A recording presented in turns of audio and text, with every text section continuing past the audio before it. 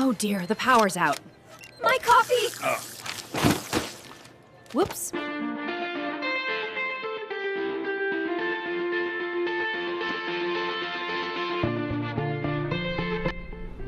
Hi, good morning. My name is Jamie. I'm going to be your nurse today. How are you guys doing?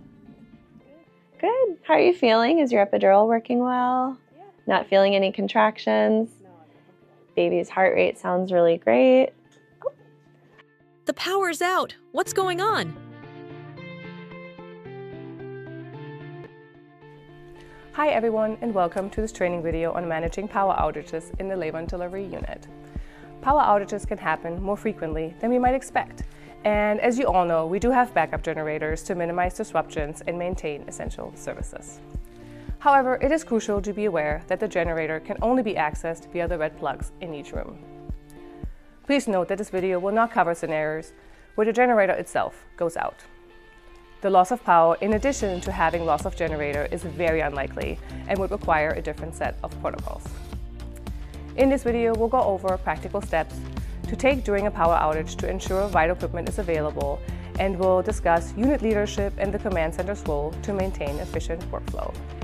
We will explore the various tools we have on the unit to ensure safety is maintained. Thank you for your commitment to patient care. Now, let's get started. It looks like the power's gone out, but it's okay. We do have a backup generator, so everything should turn back on in just a moment. It usually takes 10 seconds. I am going to go ahead and check to make sure that all of our important machines are turned in and the generator has turned on. I'm going to make sure that your IV and everything, like the fetal monitor, is plugged in to a red outlet. Okay, and now I'm going to go ahead and make sure that our neonatal bed is also plugged into a red emergency outlet. Good. All right, so everything's going well.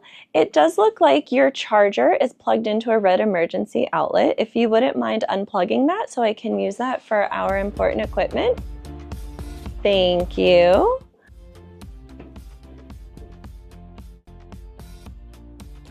Okay, so now that I have everything plugged into red outlets and your baby sounds good, I'm going to go ahead and check in with our charge nurse for any updates, and I will be back.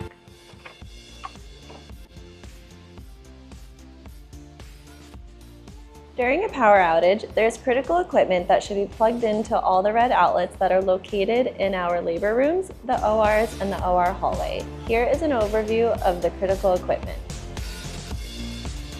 During a power outage, make sure that the following equipment is plugged into a red outlet: the anesthesia machine, OR bed, fetal monitor, and baby warmer.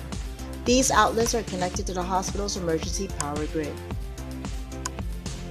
In the OR hallways, confirm that the baby warmer, code cart, and all IV pumps are plugged into a red outlet.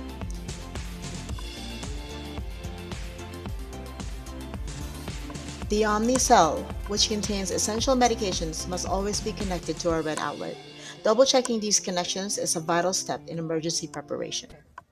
Now let's move on to the headboard equipment, which includes the oxygen and the suction system. These devices do not need to be connected to a red plug outlet, as they are powered from a central area within the hospital, ensuring they remain operational during a power outage.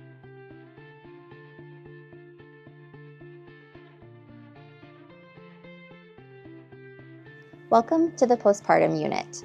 Today we're going to go over the essential emergency equipment that needs to be plugged into the red outlets. First, we're going to talk about our infant security system, the HUG system. This computer always needs to be plugged into a red outlet. So we can just check here, and it is plugged in to the red outlet right there. This is where we have our crash carts, and so we need to just double check to make sure that they are plugged in for our AED. So that's in our red outlet here. We're going to ensure that all of our patient monitors are also plugged into the red plug.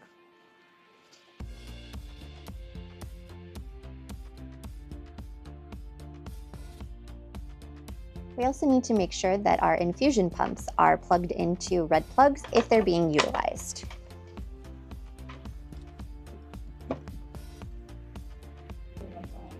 On F1, near the resource desk, we have our disaster box, our disaster kit right here. So we can pull this out and get any supplies that we might need. Now we also have a disaster binder, and that's over at the resource desk, right here. It has our disaster plan and our job action sheets. Lastly, we have the emergency flip book that's located in the breezeway. In a time of crisis, the flip book offers step-by-step guidance for medical emergencies, fires, active shooter situations, bomb threats, natural disasters like earthquakes. It includes contact information and protocols for handling hazardous spills, utility failures, and missing persons. By keeping this flip book accessible, you can act quickly to ensure a safe and coordinated response during emergencies. If we ever need to quickly evacuate, we have these disaster grab-and-go bags with supplies lists that you can fill to send with your patients. It has both mom and baby information. It's located near the entrance of F1, next to the downtime computer.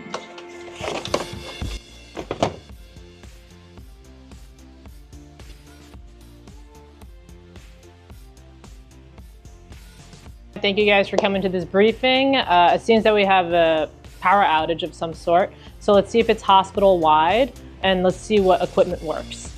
Let's check if the desk phones work as well as the red phone. In case of a power outage, if the internet is not affected, standard phones will work. If the internet goes down, desk phones will be inoperable. Use their red phones, which are landlines that do not need an internet connection. On the labor and delivery unit, you can find the red phone on the wall behind the nurse's station. Both phones should continue to function during outages as they are battery operated and connected to network for team communication and access of important information. However, in the event that the volt is down, desk phones may likely not work. Please use the following alternative communication methods.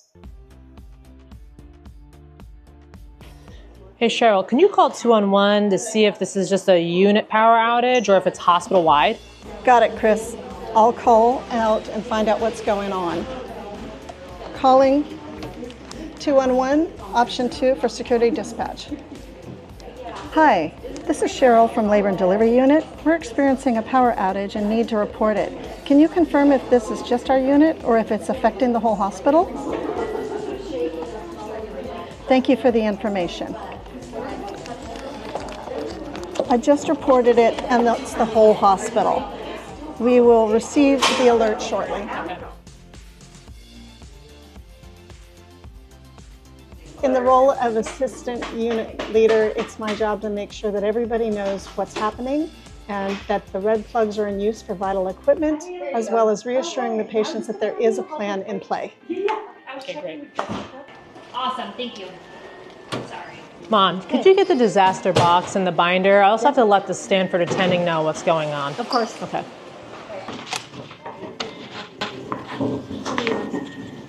Hey, this is Chris from Labor and Delivery. We're currently experiencing a power outage, and I need your help as unit co-leader.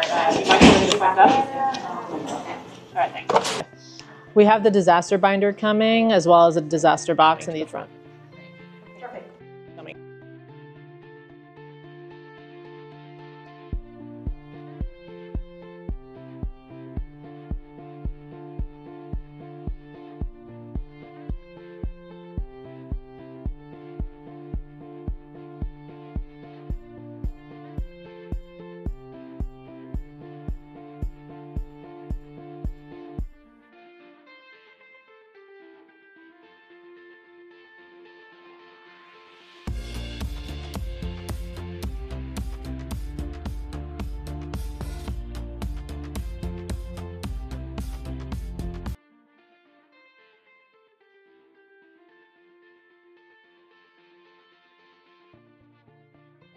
I'm retrieving the job action sheet as well as the organizational chart from the disaster box and bite.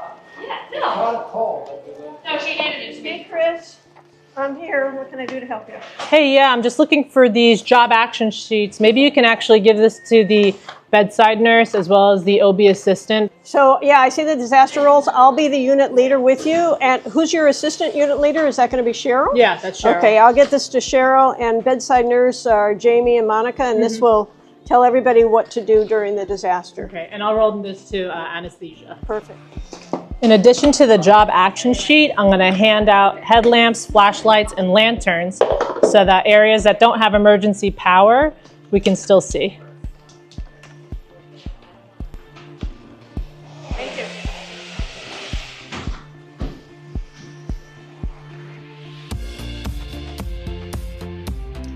The hospital command center will be activated during large emergencies or disasters to manage issues that arise in the units. It is made up of leaders from around the organization. Big issues on the unit, like safety hazards or barriers to patient care, should be escalated from the unit leader. The unit leader may be asked to fill out status report form from the disaster binder. As a reminder, for any facility-related issues, such as non-emergent maintenance requests, please call facilities directly at 650-408-4400. Do not contact the command center for these types of requests, as they are focused on broader operational issues. In the event of a prolonged power outage, the command center will send out regular updates and talking points for you to share with your patients and their families.